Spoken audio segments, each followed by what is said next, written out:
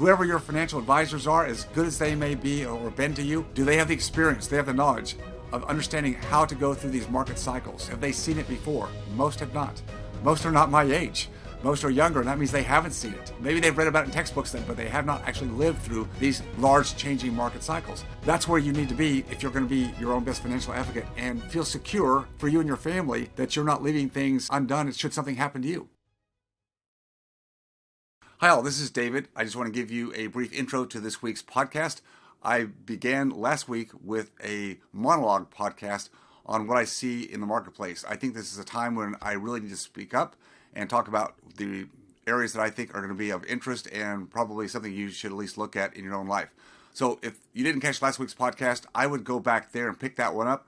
Or if you listen to this one today, then go back and pick it up then. But this is a continuation, week number 2 of last week's podcast, Navigating the Current Economic Turmoil.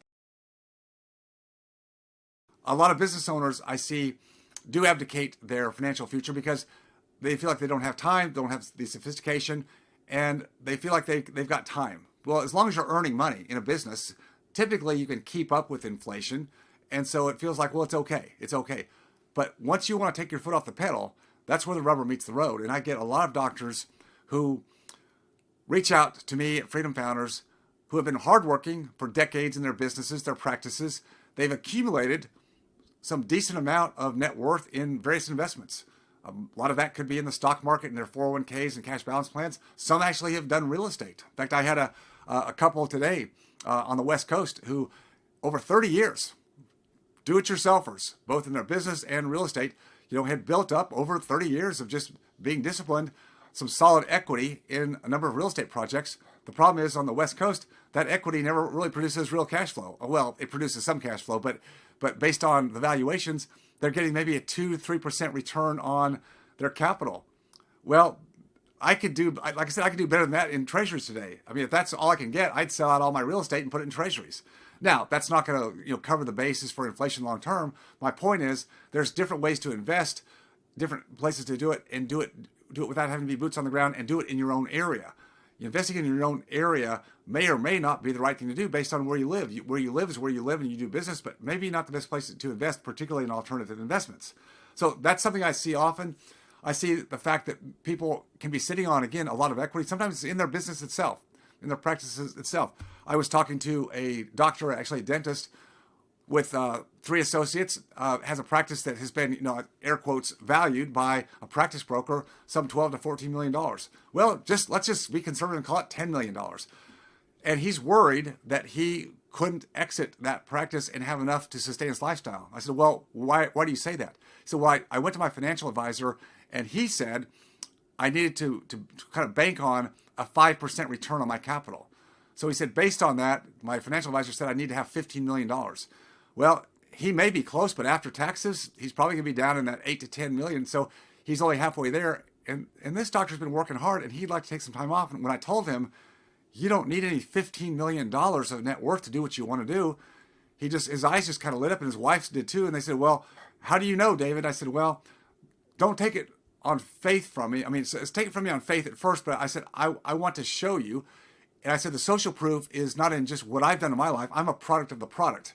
I have done what I help others do. I have gone through my own life and exited, or what I call escaped the dental chair, many years ago when I had a need to do so because my daughter was sick. I was able to do that because I had built up with proximity to my own investments. Yes, I had a lot of do-it-yourselfers in my early years when my time was not so valuable. But today, I'm able to invest very passively with our community. We have a full aspect of community due diligence and vetting. We are like a magnet for so many people who want and need private capital. We're able to pick and choose. We're able to curate. Very few people on the outside individually have the opportunity that we have in our group to actually look at a wide range of operators and investments and have the expertise to do the due diligence to mitigate our risk and put ourselves in positions where we can invest our capital and do much better than the 5%. Nothing wrong with 5%, by the way, for liquid capital, cash. Nothing wrong with that. But you can't have the bulk of your money sitting there because inflation is going to run, or is running right now, has been running over 5%. And after taxes, you've got to be hitting at least 10% or more, I believe. Otherwise, you're going to be depleting your capital base. And I don't think anybody wants to try to time it so they deplete their capital base by the same day that they pass away or die. It's usually just doesn't work out that way.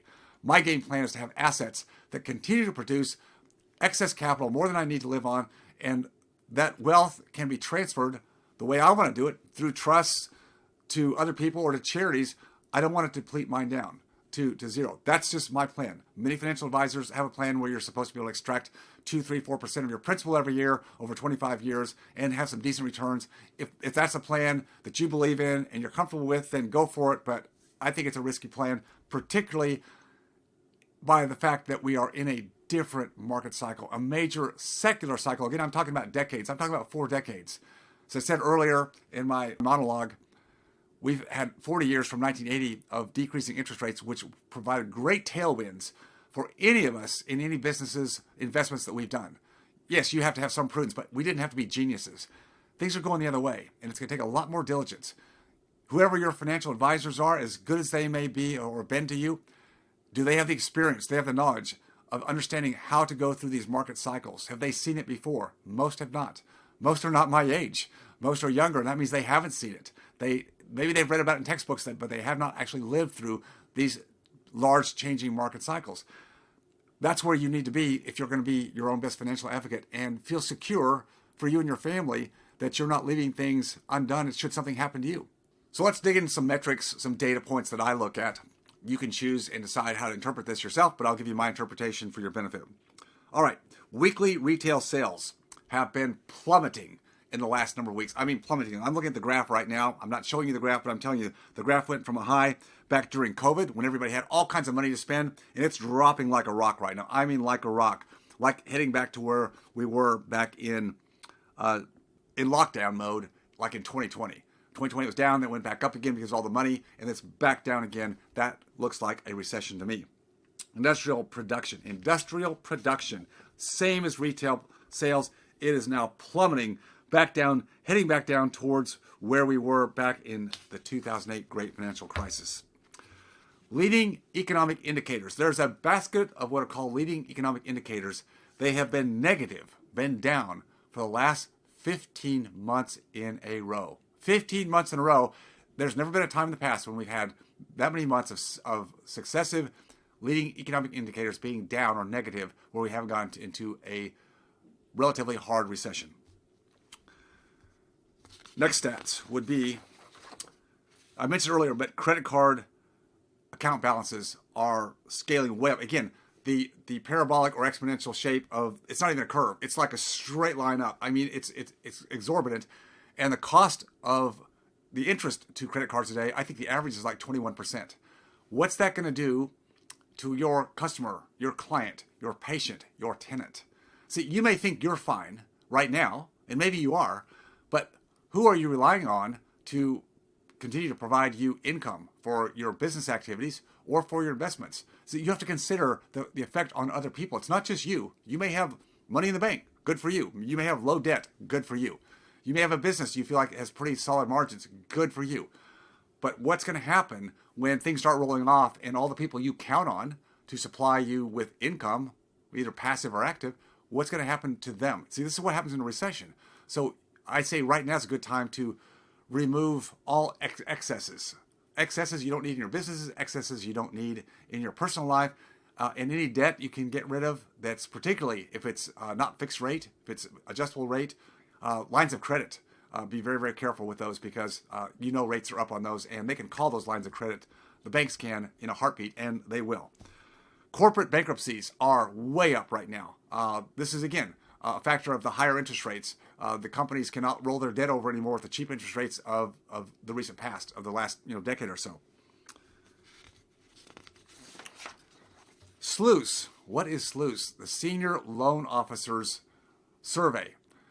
Across the banking sector, across the nation, the senior loan officers report to the Fed, and the Fed gives us a report on what they're seeing in terms of their ability or desire to extend credit, that is, make loans to consumers and or businesses. And right now, I'm looking at a graph, and the tightening, again, is precipitously stark. It's high. It means they're tightening up a lot. The last 2 months, they've really started to tighten across the board. And again, What does that mean? Well, credit's everything to the economy. Credit is everything. People buy everything today on credit. Houses and people take trips, and credit cards are used, and just every expansion of businesses, buying real estate. It's all dependent upon credit. And when a credit is tightened, even with good credit scores, and the interest rates are high, that's going to cause the economy to slow way down. Well, that's what the Federal Reserve wants to happen. I just don't think they're planning on it happen to the extent that it's going to. This is just, again, my opinion, but I'm looking at data. So bank lending, tightening up and demand is falling off. That is a slowdown in the economy. It's where businesses will start laying off people. You'll see that unemployment start to go up, which, again, is the Federal Reserve knows has to happen. I think it will. Commercial real estate loans, again, right now are really tightening up. And this is not good because a lot of real estate operators and syndicators and fund managers have been using short-term, what we call bridge loans, short-term debt to get into a project only to be able to refinance it out to longer-term financing, once the project is what we call stabilized. That's been the game for a number of years, and it's worked very, very well because we had cheap interest rates. Not the case now. You can't have a 500% raise in interest rates and not affect the models that people have been using. And you're going to see more and more short selling, bank repossessions. These syndicators are going to go out of business, and the investors who put the equity in, it's going to go up in smoke. It's going to be tough. And that just causes a domino effect across the board. Well, everybody tightens up then, and no projects will go to fruition. Now, there comes a time when this becomes an opportunity, and I'll get to that. But you have to be patient. You have to be patient, and it's hard to be patient when everybody's been making money hand over fist the last 14, 15 years. It's hard to say, well, why can't it continue? Especially when the marketplace looks like it's continuing on, and everybody says in the media, we've bottomed out. No recession at all. Let's see, what else? We have the commercial and industrial loans is the same as the consumer credit lending is tightening. Same for small firms across the board. It's tightening up a lot. Oh, here's a stat that you probably aren't aware of. The number of multifamily units under construction currently today, August 2023, is greater than the number of multi-units that are currently for sale. So think about that. Think about that. We have all these new units that will be coming onto the market in the next year as we go into a recession. What is that going to do to valuations of these projects and also to the rents? Well, I see both going down. Not something people have been predicting because we've had this big rise of everything. Valuations have been going up over the last number of years, as have rents. It's been a great time. But you have to learn to know when to take your chips off the table, when to get out and when not to get back in, and then when to get back in again. And that's something you have to really have a finger on the pulse of what's going on the street. You read the stuff in the newspapers, or, well, who reads a newspaper anymore? I still get one. But wherever you get your information online, it's generally being reported after the fact. I like to stay in touch with actual people who are boots on the ground operators because that's where I know what's happening. That's the access points that most people don't have. There's a CNN, what's called a fear and a greed index. So fear on one side, greed on the other. And a year ago, that index was right in the middle. It was neutral. A year ago. Today, it's far on the very, very, very high greed. Extreme greed. Extreme greed is where it's at today. Even though it's CNN, and I laugh a little bit, but CNN, that's actually a pretty reliable source of looking at the emotional mindset. It's very greedy. What does Warren Buffett say? He says, be fearful when people are greedy, be greedy when people are fearful. It's not time to be greedy, folks. It's time to step back and be patient. All these people who are trying to still sell you on the standard model of syndications and equities in real estate, and I'll just speak about stocks. I just think, if I were in stocks today, for the most part, I'd pull out and I'd just go to T-bills if I didn't know what else to do and just wait it out a little bit. Oh, yes, you might miss another little high in the next few months. I'm not saying it couldn't go up, but I think you're going to see a big downturn. And the problem is that those of you who are business owners, which I think many of you are, you're not going to get the same kind of increase in your investments proportionate to what you can potentially lose in a downturn. I'll say it again. You can't get the same proportionate increase in the run rate up as opposed to the losses you can take and probably will take on the way down. So it's better, my experience, that when you've had some highs to exit, even if you exit early, because you stay on a high ground, and then you can take your time to go back into the equity markets and run back up again at the appropriate time based on whatever sector you invest in.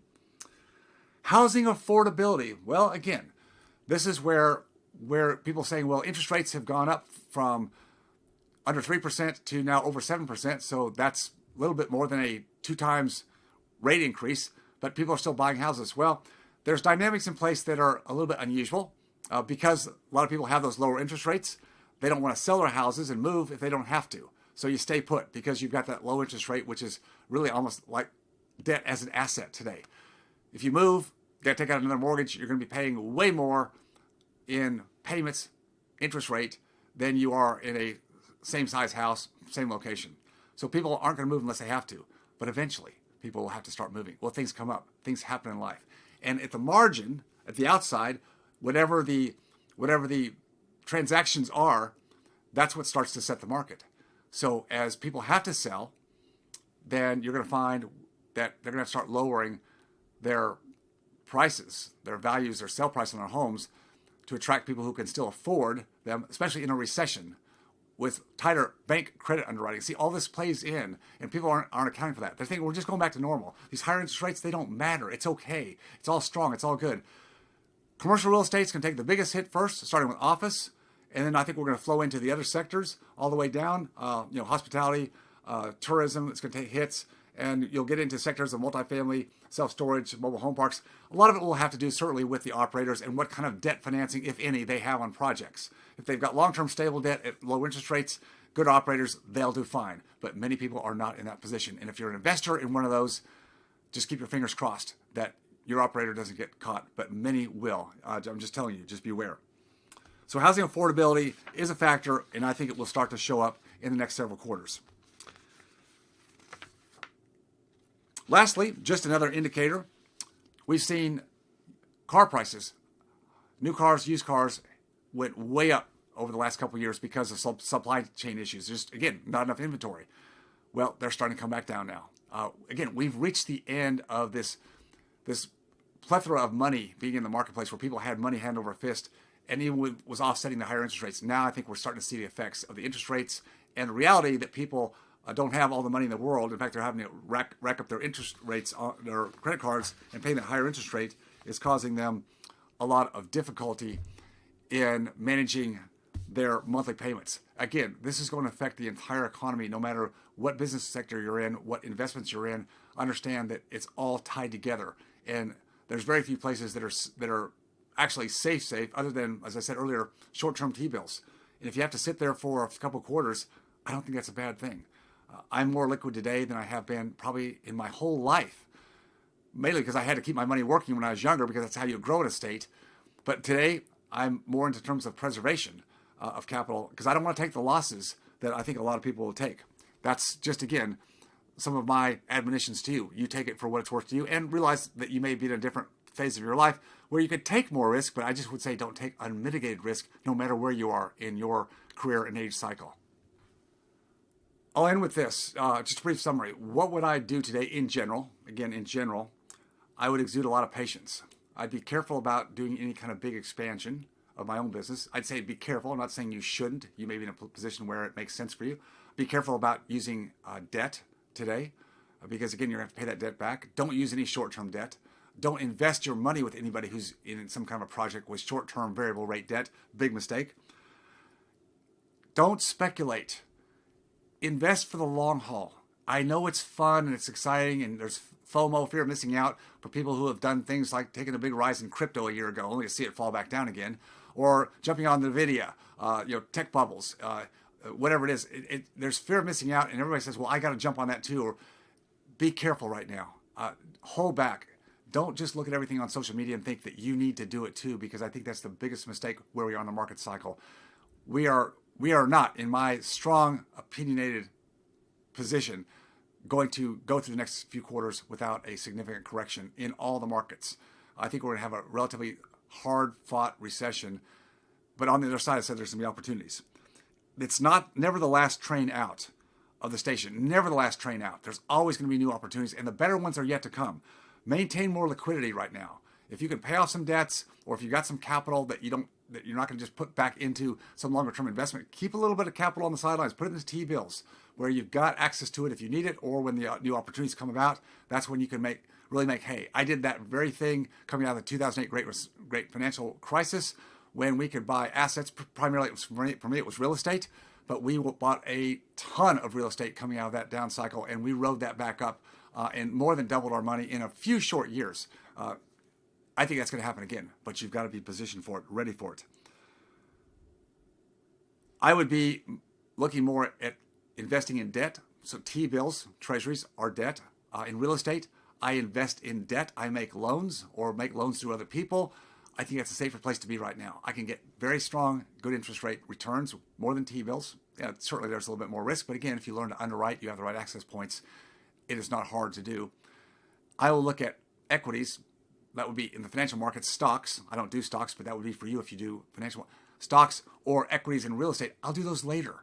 They'll come back. There'll be opportunities there. I don't want to be involved in those right now. The ones I have, I will run with those because it's hard to exit. But as long as they're operated well and they're all set with fixed rate debt, they're going to be fine. They'll be fine. They may take a loss on the valuation, but as long as they're operating and producing the cash flow I want, that's all I care about. At the end, equity, your net worth accumulation, wherever you've got it, it all comes down to one thing. It comes down to the income, predictable, sustainable income that equity will produce. Going back to the doctor couple that I talked about earlier who had a lot of equity in their real estate on the West Coast. A lot of equity producing very minimal returns and not even sustainable, and they're still managing a lot of it themselves, dealing with tenants and insurance and all the stuff. In your 60s, you go, well, why are you still doing that? It's only because they don't know. Because they don't know. Not that they haven't been prudent, not that they haven't been disciplined. They've done that. But they deserve the right to understand how to make that net worth work better for them, more sustainably, more predictably, and with less of them doing it hands-on. Hands-on is fine when you're young. That's where you put the hands-on. But later in life, it's about freedom. It's about choices, about optionality. You can't be free if you're still dug in to all aspects of your business and your investments, like in real estate. It's just not the way to exit. You deserve to have that opportunity, but it's just, if you don't know what to do, that's what's going to keep you from making any moves. And we open up that door for more and more people in the Freedom Founders community. And I'd love, if it's right for you, if this message is really hitting you where I hope it does, they're at least thinking about what I'm talking about, you at least study it. And if we're a right fit for you at some point in the future, love to talk to you. If not, just stay prudent, stay patient, be diligent, not only about your own business, but about the capital that you're putting into investment for your future. It's your future. It's your freedom. You've got to stay focused on it.